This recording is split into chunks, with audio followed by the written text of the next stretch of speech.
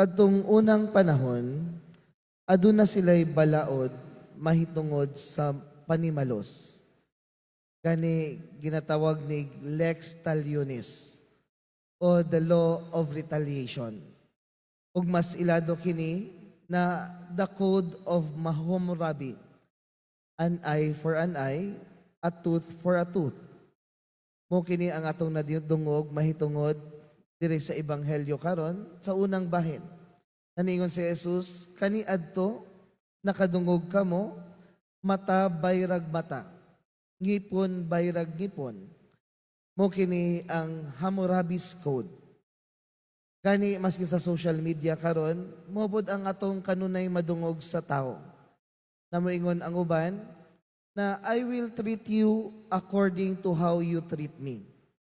Diba, ingana na ang kanunay nato madungog sa Facebook. Ilabi na kung ang tao na ay kalaban, na ay kaaway, na ang akong pagtratar nimo mo sumala sa imong pagtratar nako.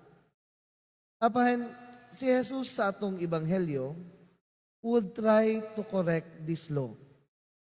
Kay para kang Jesus kining maong balaod dili gayud maayo. Na dili gayud maayo na ang atong pagtratar sa usa ka tawo depende sa ilang pagtratar kanato.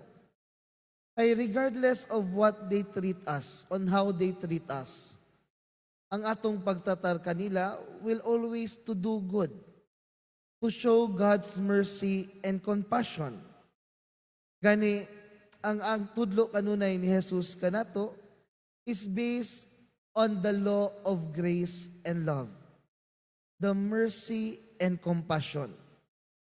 Kay giklaro ni Jesus, na isip mga Kristiyano, isip iyang mga sumusunod, walay luna ang pagpanimalos sa atong kinabuhi.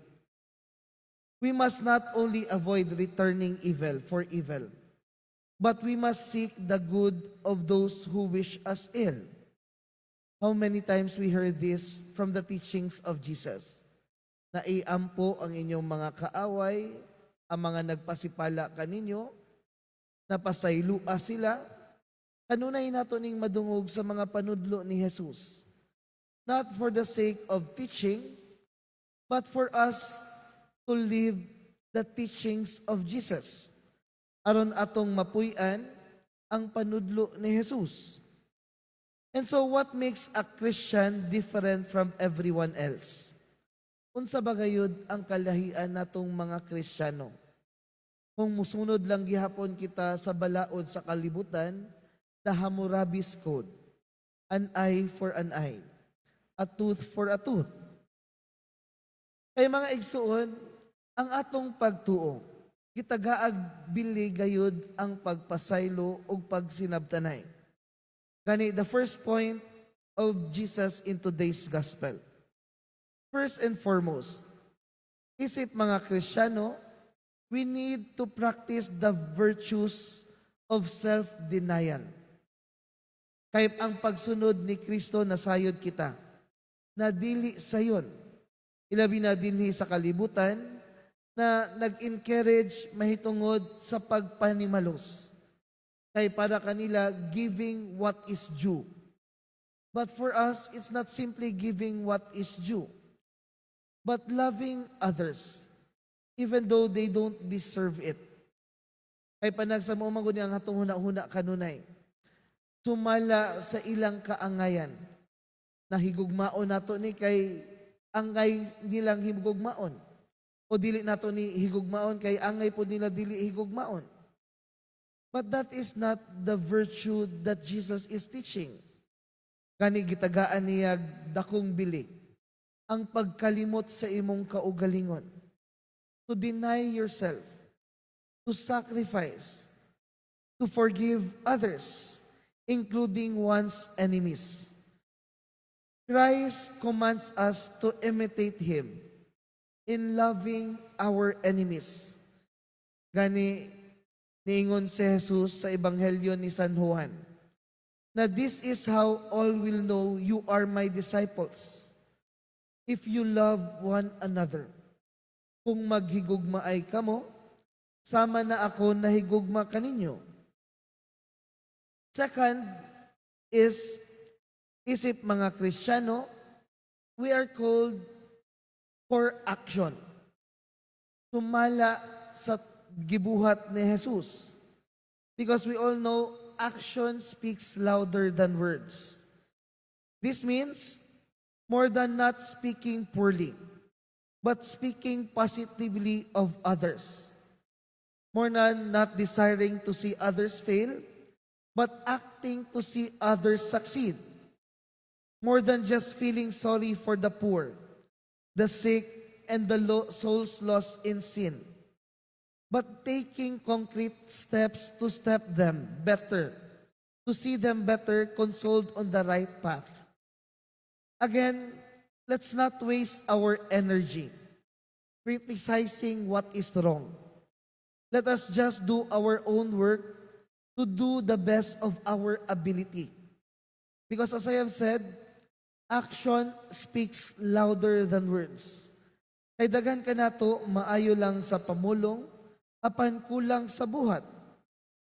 Let us try to imitate Jesus by not simply speaking about the gospel, but above all, living the gospel in our life. Ug sa katapusan, related to number 2, is practicing charity. Ang pagbuhat og karidad ngadto sa atong isig kaingon. Bantog gani natay ginatawag na the pastoral charity. That ang pagbuhat og maayo sa mga taong nanginahanglan o para sa tanan.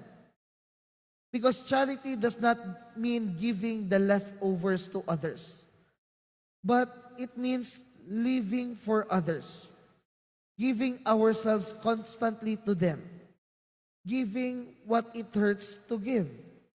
Kay matud pa ni Saint Teresa of Calcutta, to love until it hurts, and to love more until it hurts no more. We can even mislead ourselves by serving others as a subtle means for serving ourselves.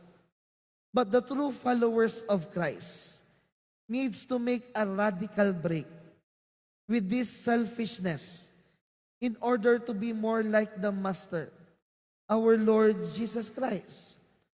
Busa kini maong dakong hagit kanatong tanan to practice what Jesus preaches.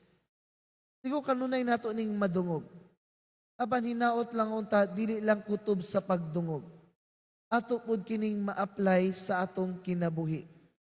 Isip mga sumusunod ni Kristo. We are called Christians because we are followers of Christ. Dili kay tungod lang nabunyagan kita, nakumpirmahan kita, o nagasimba kita matag Domingo o matag adlaw.